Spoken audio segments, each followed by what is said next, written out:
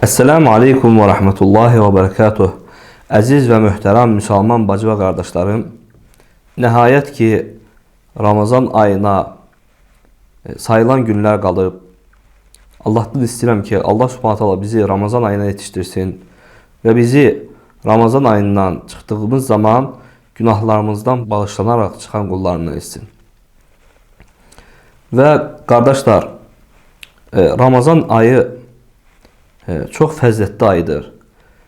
Onun fəziləti elədir ki, Allah subhanət hala Quran-ı Kərimdə onun fəziləti haqqında buyurur ki, Şəhr-ü Ramazanəl-ləzi unzilə fihil Qur'an.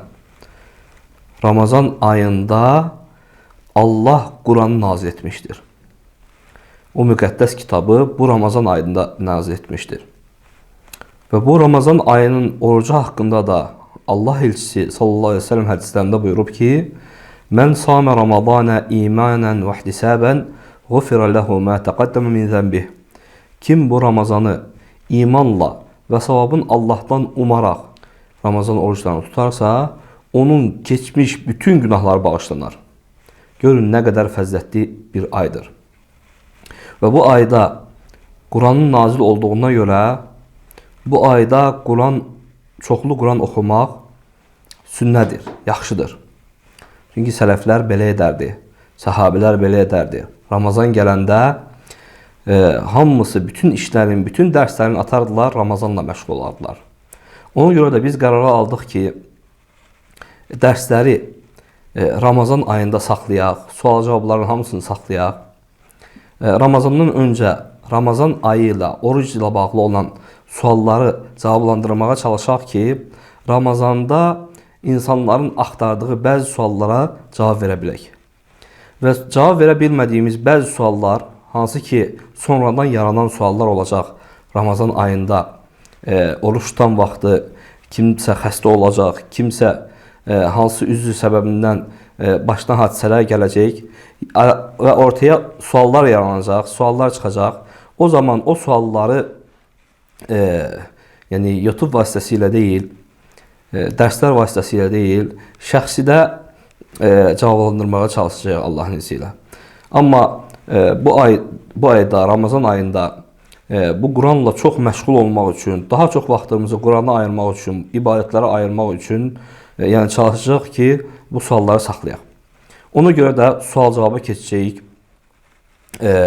Sual-cavaba keçməmişdən qabaq, qardaşlar, sizə ilk öncə təşəkkür edirəm ki, dəstək oldunuz, videoları bəyəndiniz, paylaşdınız və şərhlər yazdınız. Bununla izləyicilərin sayı artdı və fayda daha çox insanlara gedib çatdı. Və bu işdə səhlənkarlıq etməyinizi sizdən xahiş edirəm və sizə tövsiyə edirəm. Və yenə də paylaşılan bütün videoları bəyənin, paylaşın, altına şərh bölməsində şərhlər yazın ki, daha çox insana gedib fayda çatsın. Və sual-cavab bu videodan sonra da yenə də davam edəcək. Ramazan ayına kimi davam edəcək inşallah. Ola bilsin 2 video, ola bilsin 3 video çəkək. Suallar az olsa belə az çəkib paylaşaq ki, insanlar faydalansın. Amma Ramazan ayı daxil olduqda sual-cavabların hamısını saxlayacaq Allahın izni ilə və Ramazanın son günlərində sual-cavabları açıq elan edəcək ki, Ramazandan sonra onları cavablandıra bilək. Sualları da Ramazanla əlaqəli sual-cavab adlı bir layihə hazırladıq ki, hər Ramazan əlavə yaranan sualları bura əlavə edək. Burada da sualları sıra sayı ilə rəqəmlədik və Ramazanla əlaqəli sual-cavab 2021-ci ildir. 2001-ci ilin Ramazan ayı ilə əlaqəli sual-cavabdır. Bir nömrəli sualda qardaş soruşur ki, Ramazanda oruç tutmaq vacibdirmi? Bəli, Ramazanda oruç tutmaq hər bir ağıllı müsəlmana, həddi buluğa çatmış müsəlmana vacibdir. Allah subhanət hala Quran-ı Kərimdə buyurur ki, Ya eyyuhəl-ləzīnə əmənu kutibə aleykumus-siyamu kəmə kutibə aləl-ləzīnə min qablikum ləalləkum təttəqun. Ey iman getirənlər, sizdən öncəkilərə də oruc vacib olduğu kimi sizə də oruc vacib oldu. Ola bilsin, bəlkə Allahdan qorxasınız. Allah Subhanahu taala El-Bəqərə surəsinin bu ayəsində bizə oruç tutmağın vacib olduğunu buyurur. Və sahabelərdən də gəlib ki, onlar buyurardılar ki, oruc ayəsi nazil olmamışdan qabaq aşura orucu vacib idi.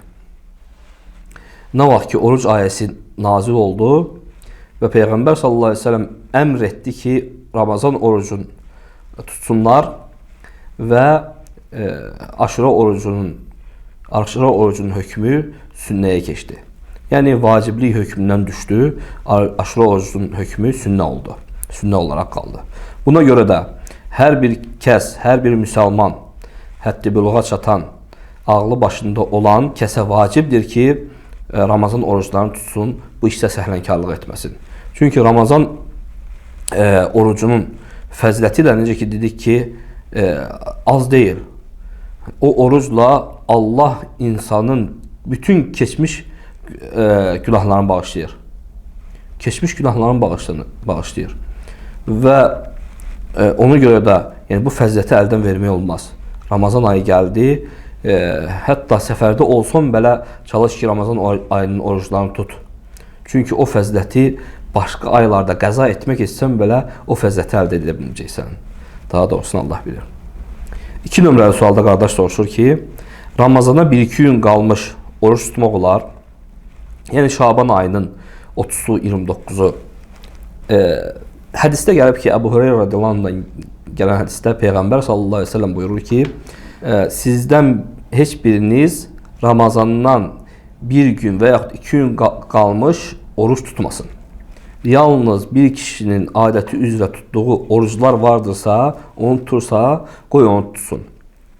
Yəni Ramazandan qabaq oruç tutmaq qadağan gəlib ki, Ramazanla birləşməsin. Yəni 30-u tutdun oruc, sabahsı gün yenə oruc, yəni o ayı o birisi Şaban ayından ayırmaq üçün Peyğəmbər sallallahu əleyhi və səlləm qadağan edib. Yalnız adəti üzrə tutulan oruclardan başqa. Adəti üzrə də insan daimi tutduğu 1-4 orucları var və ayda 3 gün tutduğu oruclar var və ya bir gündən bir oruç tutursa o oruclar var. Əgər bunları daimi tutursa heç nə olmaz. Həmin 1-ci, 4-cü gün orucu həmin günə düşsə belə tuta bilər.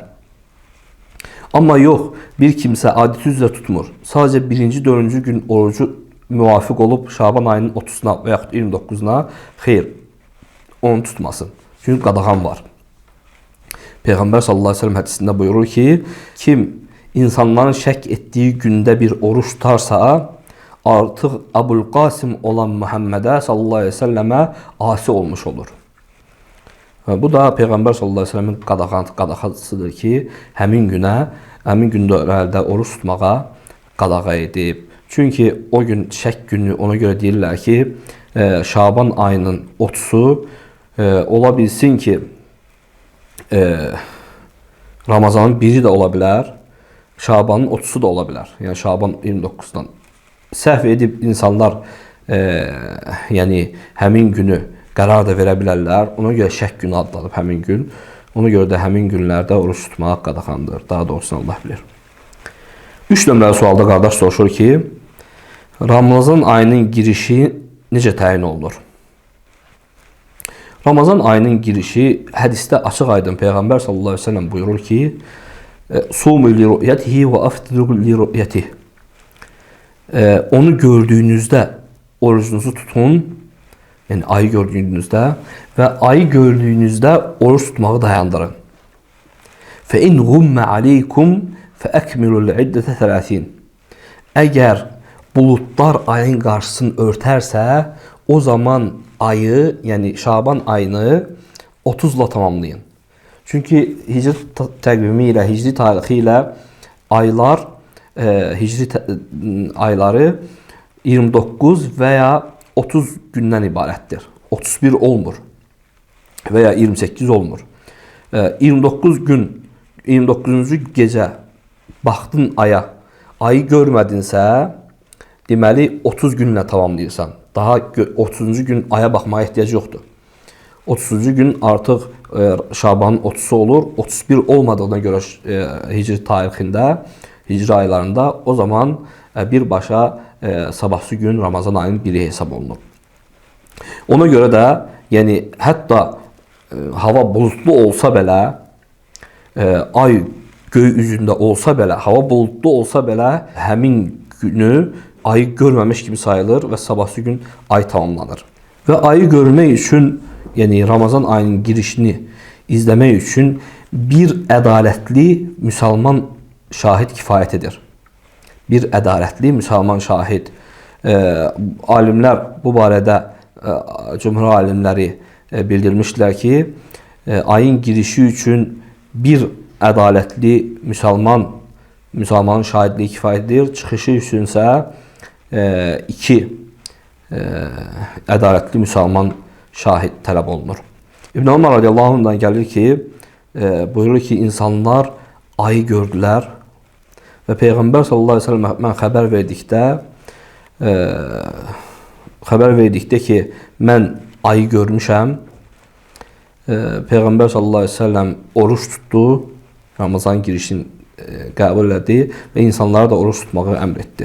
Beləcə də başqa rivayətdə gəlib ki, Peyğəmbər sallallahu əleyhi və səlləm Bədəvi ərəbdən soruşur ki, o ayı gördüyünü iddia etdikdə buyurur ki, sən şahidlik edirsənmi ki, Allahdan başqa ibadətə haqqı olan məbud yoxdur və mən Allahın qulu və elçisiyəm? Deyir, bəli, o zaman əmr edir ki, oruç tutsunlar. Bu da dəlalət edir ki, ədalətli müsəlman biri şahidlik edərsə, onun şəhadəti qəbul olunur.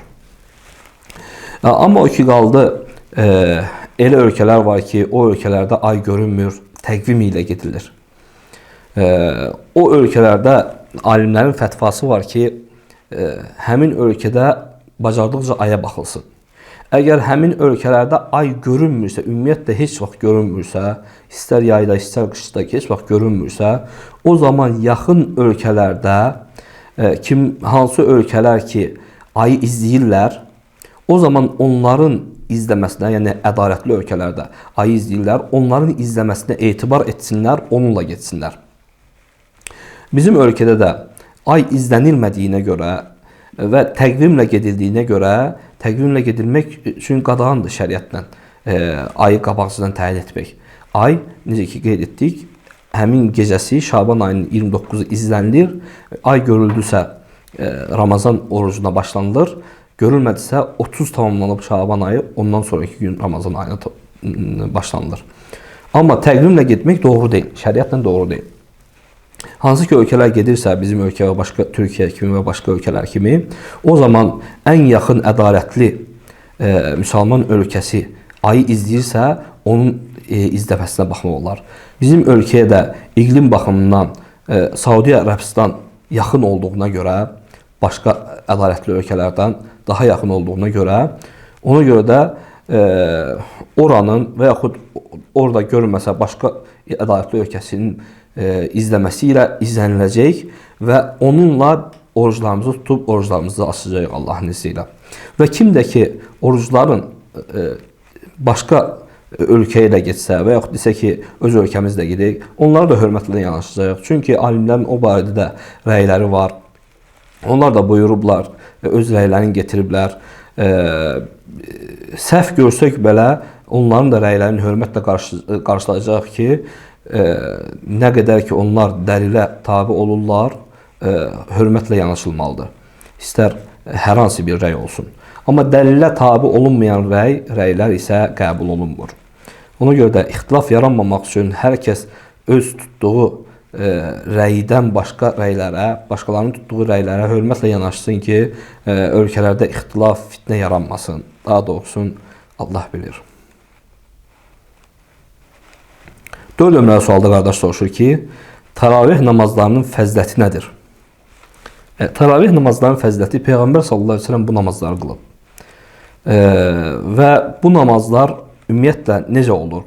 Təravih namazları Ramazan ayında, ümumiyyətlə birinci fəzilətindən danışım.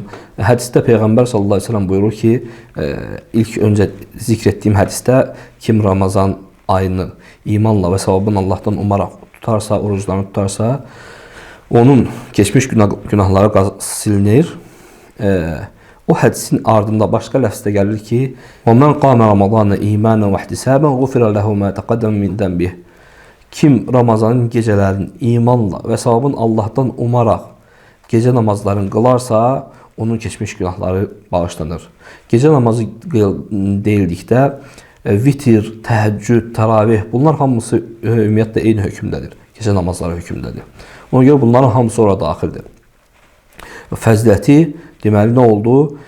Keçmiş bütün günahları bağışlanması. Eləcə də başqa rivayətdə Peyğəmbər sallallahu əleyhi və səlləm buyurur ki: "Mən qama ma'al imam hatta yansarif, kutiba lahu qiyam leylə." Kim imamla birgə gecə namazını durub qılarsa, imam qurtarıb gedənə kimi qılarsa, onun bütün gecəsi ona gecə namazı savabı yazır. Bu da təravih namazlarında olan fəzilətdir. Və Peyğəmbər sallallahu əleyhi və səlləm özü də qılıb, səhabələri də qılıb və indi zikr etdiyimiz hədis, yəni imamla birlikdə gecə namazını qılarsa, bu da dəvət edir ki, onu cemaatla bir yerdə qılmaq olar təravih namazları. Daha doğrusu Allah bilir. 5 nömrəli sualda qardaş soruşur ki, təravih namazları nə vaxt və neçə rükət qılınır? Təravih namazları ay görüldüyü gecə, yəni məğrib namazında aya izlənilir, məğrib namazından sonra ay görülübsə elan olunur ki, artıq Ramazan daxil oldu. Daxil oldusa həmin gecənin işa namazından sonra artıq təravih namazını sübh namazına kimi qıla bilərsən. Vaxtı işa namazından sübh namazına kimidir təravih namazlarının vaxtı. Ona görə də artıq Ramazan ayının hər gecəsində və axır gecəsindən başqa, axır gecəsi yəni görüldü ki, artıq ay görünüb, yəni Şəvval ayı görülüb, Şəvval ayı görüldüsə, deməli həmin gecəni namaz qılmırsan, yəni təravih namazı qılmırsan. Amma neçə rükət qılınmasına gəldikdə isə, alimlər ittifaq ediblər ki, ən fəzilətli 11 rükətdir.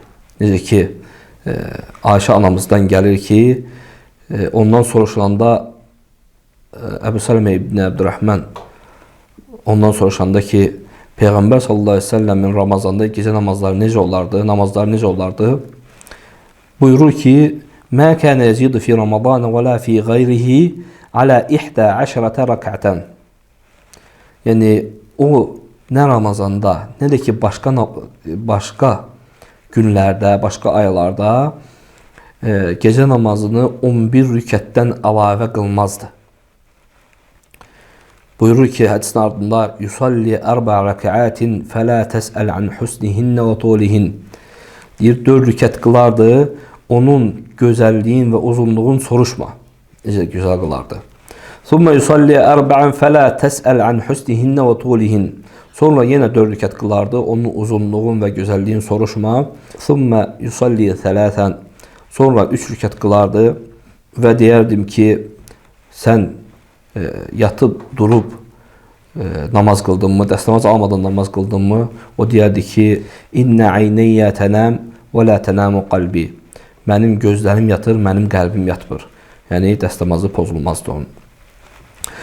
Yəni, bu hədis də göstərir ki, Peyğəmbər sallallahu əleyhi və səlləm 11 rükətdən əlavə gecə namazını qılmayıb. Bəzi sahabələrdən gəlib ki, onlar əlavə qılıblar. Amma Peyğəmbər sallallahu əleyhi və səlləmdən varid olmayıb belə bir hədis. Ona görə ən fəzilətli gecə namazı üçün sünnə olan da odur ki, 11 rükətdən əlavə qılmayasın. Başqa rivayətlərdə gəlib ki, 13 rükət qılıb. Bunu alimlər iki ehtimal getiriblər ki, ola bilsin birinci 2 rükət əsl, üzr istəyirəm, işə namazının 2 rükəti olub, sünnəti olub, işə namazından sonraki 2 rükət onunla birgə olub və başqa ehtimal da getirirlər ki, sübh namazının 2 rükət, 2 yüngül rükət qılırlar sübh namazında, sübh namazının ratibəsi o hesablanıb, ona görə onu işləyiblər.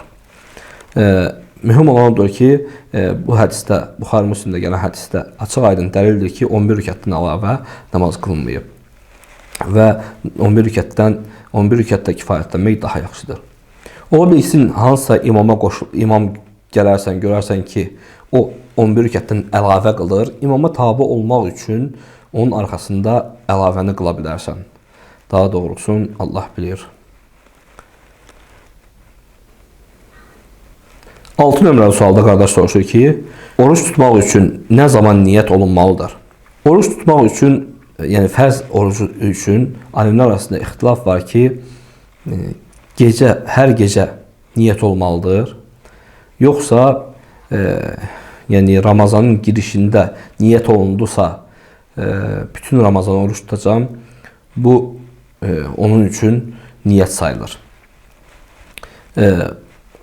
Və səhih rəy də odur ki, yəni insan sahura duran vaxtı yalnız oruc niyyəti ilə durur, başqa niyyətlə durmur. Ona görə də insan durduğu vaxtı həmin niyyətlə qalxır. Yəni oruc tutmaq niyyətilə qalxır. Və orucun vaxtı da əzan verilməmişdən qabağa kimi niyyət etmisənsə, yəni sübh namazının əzanı verilməmişdən qabağa kimi niyyət etmisənsə, istər gecədə olsun, istər gecənin yarısında olsun, o vaxta kimi niyyət etmisənsə, artıq sənin orucun səhihdir. Niyyətin də vacib olması barəsində dəlil də Peyğəmbər sallallahu əleyhi və səlləm hədisində buyurur ki, İnnəməl ə'məlu bin niyyət. Həqiqətən əməllər niyyətlərə bağlıdır. Ona görə də hər əməldən öncə niyyət olunmalıdır. Daha doğrusunu Allah bilir. 7 nömrəli sualda qardaş soruşur ki, sahur etməyin fəziləti nədir? Sahur etməyin barəsində hədisdə Peyğəmbər sallallahu əleyhi və səlləm buyurur ki, Təsəhharu fə innə fis-sahuri bərəkə. Sahur edin, həqiqətən sahurda bərəkət vardır. Ümumiyyətlə, sahur nə deməkdir? Sahur, oruç tutan vaxtı səhər durub yediyin loxma və yaxud içdiyin sudur. Yəni, hər hansı bir şey oruç tutmamışdan qabaq qəbul etdiyin ruziyə ona sahur deyirlər. Və onun da imsak vaxtı ki var, hansı ki əzan verilir, o vaxta kimi gecikdirmək daha sünnətdir, daha fəzilətlidir. Çünki hədisdə Peyğəmbər sallallahu əleyhi və səlləm buyurur ki, sahuru gecikdirin, iftarı tezləşdirin. Yəni gecikdirin axır vaxtına kimi yiyin, imsak vaxtına qədər. Amma imsak vaxtından daha çox gecikdirmək isə sünnədə varid olmayıb, əksinə elə etmək orucu batil edir.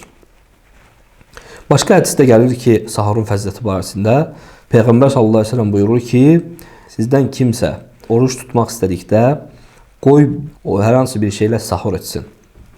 Yəni istər bu bir qurtum su da ola bilər, bir tikə loxma da ola bilər, hər hansı bir şey. Çünki sahurda bərəkət vardır. Və bu da kitab əhli ilə bizim aramızda olan fərqdir.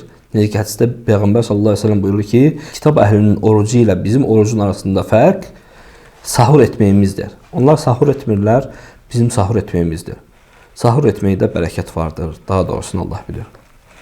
8 nömrəli sualda qardaş soruşur ki, sahurun vaxtı nə zamandır? Sahurun vaxtı imsak vaxtı deyirlər.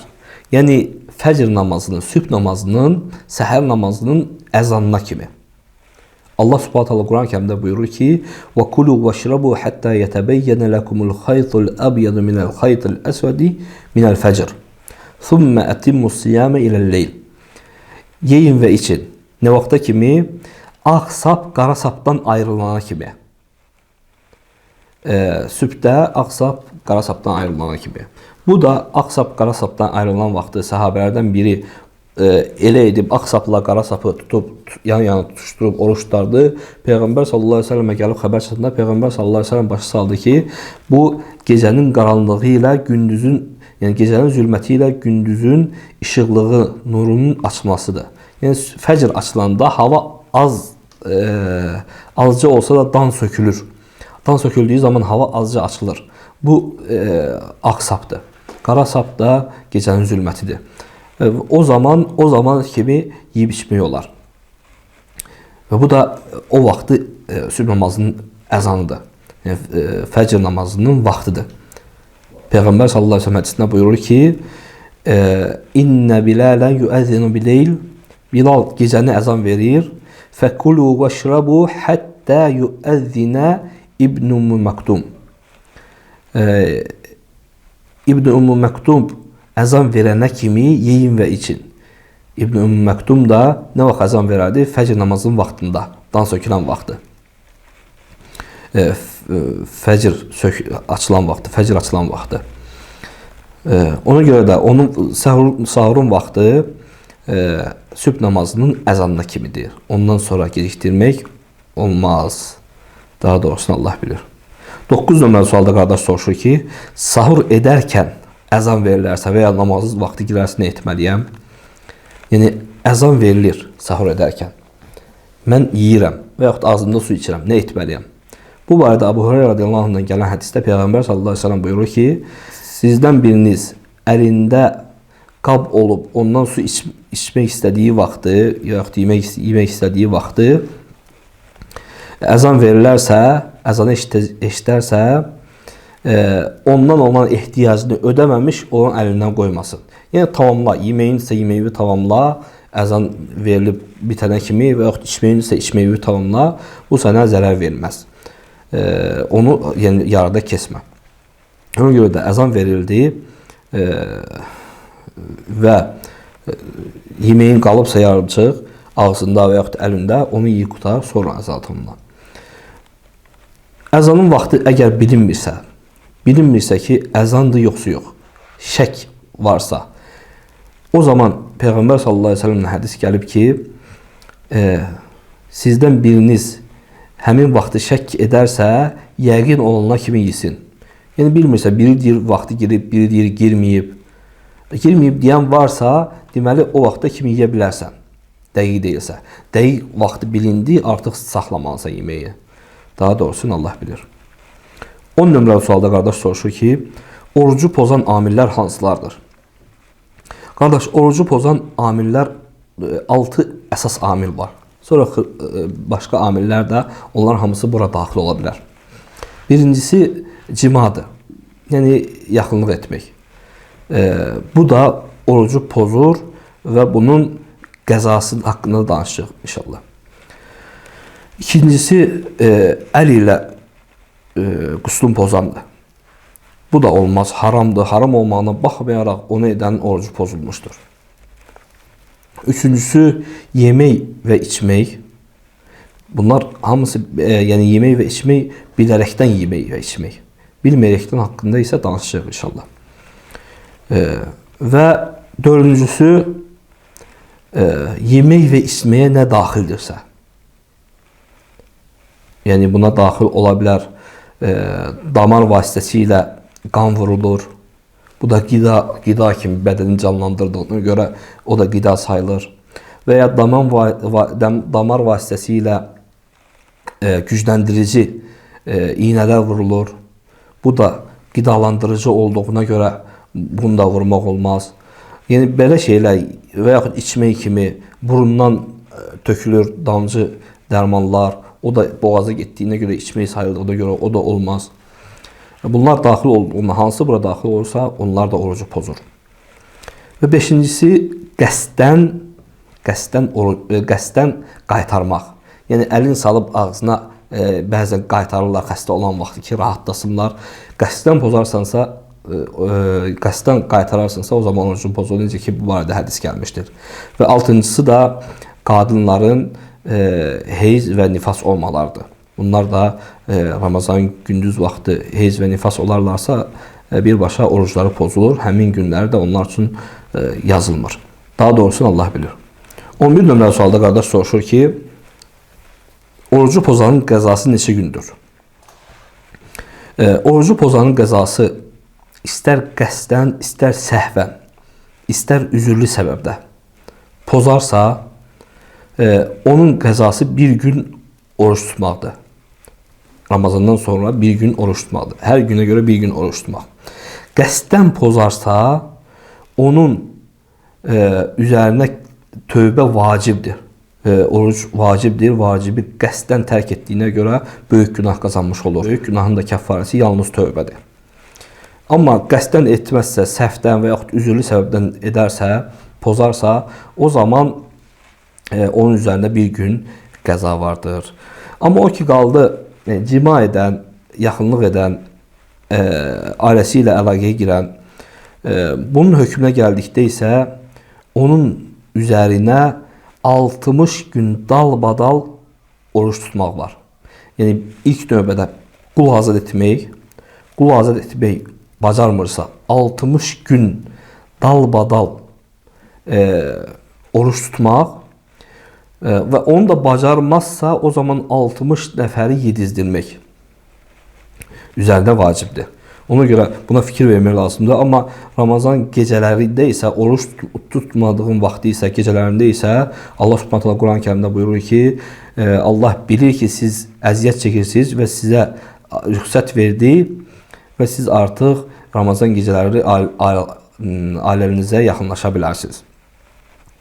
Gündüzləri isə artıq pozubsa, o zaman 60 gün dalbadal oruç tutmalıdır. Daha doğrusu Allah bilir. 12 nömrəli sualda qardaş soruşur ki, Ramazanda hər gecə, hər gün neçə cüz Quran oxumaq lazımdır? Ramazan, necə ki, əvvəldə də qeyd etdik, Quran ayıdır qardaş. Bu ayda ən çox vaxtını Quran oxumağa sərf et. Çünki Allah Subhanahu buyurur ki, Şəhr Ramazan əlləzi unzilə fihil Quran. Bu o Ramazan ayıdır ki, o aylar Quran nazil olur. Zuhri Rəhməllah buyurur ki, bu Quran oxumaq və yemək yedizdirmək gün ayıdır.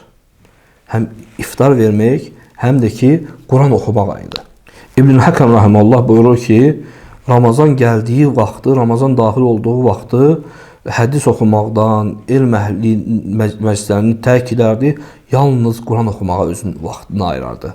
Beləcə də Süfyan el-Thawri Rəhməllahdan gəlir ki, Ramazan gəldiyi vaxtda bütün ibadətləri tərk edərdi, çoxsunu tərk edərdi, yalnız Quran oxumağa vaxt ayırardı. Beləcə də başqa alimlərdə gəlib ki, onlar bir gecəyə Quranı xətm edərdilər. Çünki Peyğəmbər sallallahu əleyhi və səlləmdən hədis gəlib ki, bu barədə Quran və oruc qiyamət günü qul üçün şəfaətçi olacaqdır. Oruc deyəcəkdir ki, ey Rəbbim, mən onu yeməyindən, içməyindən və şəhvətlərindən gündüz vaxtı onu mane oldum. Məni onun üçün şəfaətçi et. Quran deyər ki, ey Rəbbim, mən onun gecə yuxusuna mane oldum. Məni onun üçün şəfaətçi et və onlar şəfaətçi olacaqdır. Ona görə də Quran oxumaq sənin üçün qiyamət günü şəfaətçi olacaqdır. Və bilmək lazımdır ki, Quran oxumağın savabı, necə ki, Peyğəmbər sallallahu əleyhi və səlləm hədisində buyurur ki, kim Qurandan bir hərf oxuyarsa, onun üçün bir savab yazılar və bir savab da 10 mislində artar. 10 savab, 10 həsənət dərəcəsinə qalxar. Və demirəm ki, deyir, əlif, ləm, mim bir hərfdir. Lakin əlif bir hərf, ləm bir hərf, mim bir hərfdir. Yəni, əlif, ləm, mim deyəndə artıq 30 savab əldə etmiş olursan. Gör, Quranı xətm etsən nə qədər çox fəzilət əldə etmək olarsan. Ona görə bacardığın qədər, nə qədər çox bacarırsan, o qədər çox oxu və çalış ki, daha çox oxuyasan. Bir Ramazan ola bilsin, az oxuyasan, təzə başlamısansa, gələn Ramazan ondan daha çox oxuyacaqsan, ondan sonraki Ramazan daha çox. Beləcə artıracaqsan oxumağı və daha çox da savab əldə edəcəksən. Daha doğrusu Allah bilir. 13 nömrəli sualda qardaş soruşur ki, Ramazanın gündüzləri restoran işlədib xeyrini sədəqə etmək olarmı? Xeyr qardaş, ümumiyyətlə yemək yedizdirmək, bilərəkdən, qəsdən yedizdirmək, üzr sahibləri olmayanı yedizdirmək haramdır. Buna alimlər ittifaq ediblər. Ki, Ramazanın gündüzlərində insanları yedizdirmək haramdır. Yalnız üzr sahiblərindən başqa. Bir xəstə də ola bilər. Xəstən, çünki oruç tutmağı vacib deyil xəstəyə. Üzürlüdür. Müsafir ola bilər. Müsafir səfərdə üzürlüdür. Uşaq ola bilər. Uşaq, yəni onun üçün vacib deyil oruç. Bunlardan başqası, yəni ağlı başında olan yəni böyük adamdırsa, onu yedizdirmək haramdır. Çünki sən onun asiliyində ona kömək etmiş olursan. O asilik edir, Ramazan gündüzü yemək haramdır, düzdür. O yiyir, haram edir, sən də onu yedizdirməklə, sən də onun haramına müştərək olmuş olursan. Ona görə işlətmək olmaz və işlətmək olmadığı kimi haram bir qazancın da sədəqəsini vermək olmaz. Yəni, əgər bundan qabaq işlətmirsənsə, onun sədəqəsini vermək istəyirsənsə, bəli, ver ki, o haram sən yeməyəsən. Ver kiməsə, o sənin üzərindən geçsin. Daha doğrusu Allah bilir. 14 nömrəli sualda qardaş soruşur ki, Ramazanın gecələrini ayıq qalsam, gecə namazı qılarəmmi? Bəli, qardaş, gecə namazını yatmasan belə səhərə kimi qıla bilərsə istədiyi vaxtı. Sadəcə Peyğəmbər sallallahu əleyhi və səlləm az olsa da yatardı ki, o həmin bədənində olan qüvvəti əldə edə bilsin. Çünki yatmayanda insanın bədəni yorğun olur, haldan düşür və istədiyi kimi ibadətləri edə bilmir. Ona görə Peyğəmbər sallallahu əleyhi və səlləm az da olsa yatardı. Yatmaq daha yaxşıdır. Yəni az da olsa yatmaq daha yaxşıdır. Amma gecəni ayıq qalırsansa, xüsusən də Ramazan gecələrini ayıq qalmaq daha yaxşıdır.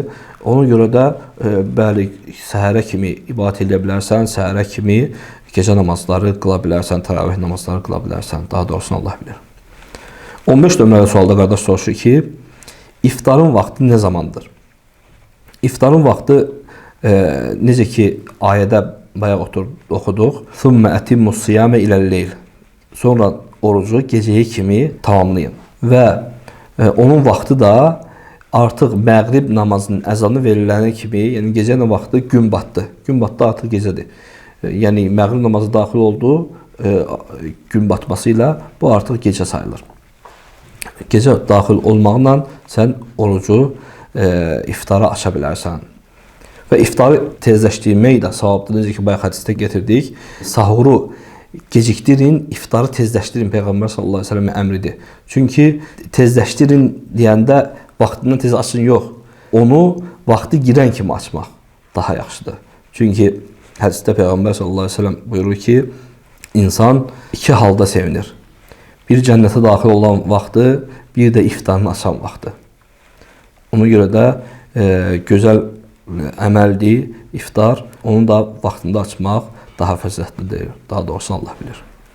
16 nömrəli sualda qardaş soruşur ki, iftar verməyin fəziləti nədir? İftar vermək fəziləti böyükdür. Hədisdə Peyğəmbər sallallahu əleyhi və səlləm buyurur ki, "Mən fattara sa'iman, kana lahu misla ecrihi ghayra annahu la yanqusu min ecri saimi şey." Kim bir oruç tutana iftar verərsə, onun əcri iftar və oruç tutanın əcri qədər olar, oruç tutanın əcrindən heç bir şey azalmaz. Yəni oruç tutan həmin günü nə savablar qazanıb, nə savablar əldə edib, Quran oxuyub, əziyyət çəkib. Çünki sən oruç verməklə həmin adamın bədəninə qüvvət vermirsən, yemək verməklə onun bədəninə güc-qüvvət gəlir, hal gəlir, taqat gəlir. Və o, sanki o əziyyət çəkdiyi ibadətlərin sən haqqını ödəyirsən. Ona görə də onun savablarından sənə gəlir. Ona görə çalışmaq lazımdır Ramazanda iftarlara daha çox mal ayırasan, malından ayırasan, əziyyətindən ayırasan ki, öz savabınla kifayətlənməyəsən, öz əldə etdiyin savablarınla kifayətlənməyəsən. Başqasına da iftar verməklə onların da savablarını əldə edəsən. Və başqa qardaş da soruşmuşdu ki, kömək etsəm, süfrəni qurmaq, qabları düzəltmək, bəli, nə qədər kömək edəcəksən, onun savabından sən əldə edəcəksən. Kömək etdiyin miqdarda sən savabından əldə edəcəksən. Nə qədər az kömək edəcəksən, az əldə edəcəksən, çox kömək edəcəksən, çox əldə edəcəksən. Çalışmaq lazımdır bu məsələdə səhlənkarlıq eləməyəsən. Onsuz da günlərimiz azdır, fani dünyada yaşayırıq. Heç bir yerə, yəni öldükdən sonra özümüzü də heç bir malımızda apara bilməyəcəyik. Heç olmasa Ramazanda olsa belə savablarımızı artıraq, mallarımızdan sədəqə verək, zəkatlarımızı çıxaraq, oruç tutanları iftar verək ki, oruç tutan bilirsiniz, ac olur bütün günü, həmin o aclığın aradan qaldırırsınız. Onun oruç tutan vaxt olan sevincinə müştərək olursunuz. Görün nə qədər savabdır. Allah daha doğrusunu bilir. 17 nömrəli sualda qardaş soruşur ki, naməhrəmə toxunmaq orucu pozurmu? Xeyr qardaş, orucu pozmur. Lakin qəsdən etməli deyilsən bunu. Qəsdən etsən poza bilər. Necə? Yəni insan xeyir əməl edir və xeyir əməl etdiyi müddətdə asiliklər də edir. Bu onun xeyir əməllərindən azaltır. Ona görə də yəni qəsdən etməyibsə, onun orucu pozulmur. Amma qəsdən edibsə, əlbəttə onun orucuna xələl gələ bilər. Daha doğrusu Allah bilir.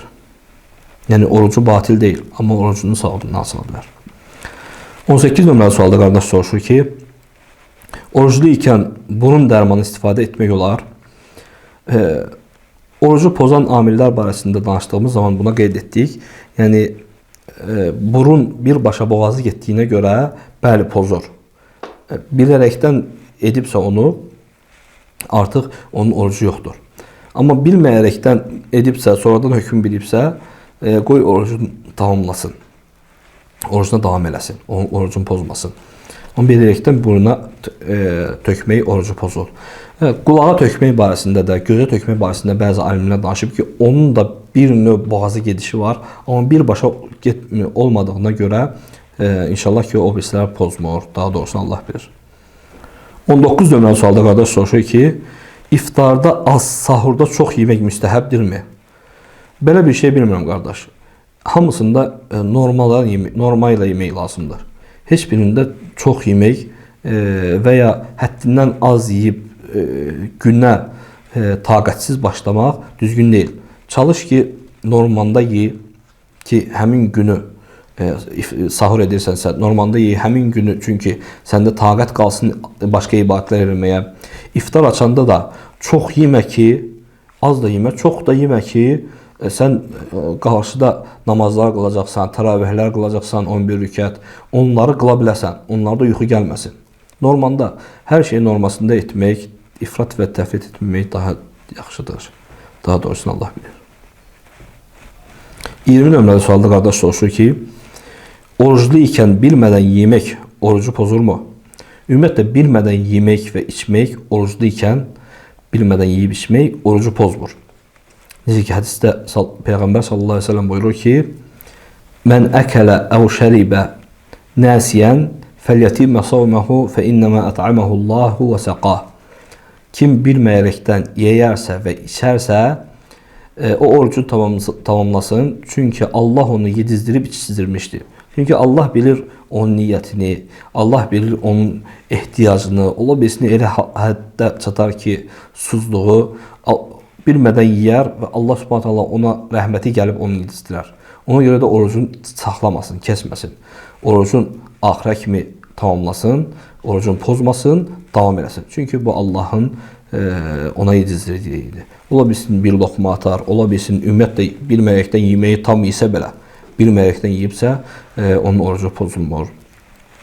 Bura qədər qardaşlar, yenə də suallarınız olarsa, bu videonun altına suallarınızı yazın. Ola bilsin ikinci və yaxud üçüncü video çıxsın, suallar yaranarsa, Allah subhanahu ta'ala bizi eşitib faydalanlardan etsin. Bizim bu layihəni də xeyirli, bərəkətli layihələrdən etsin.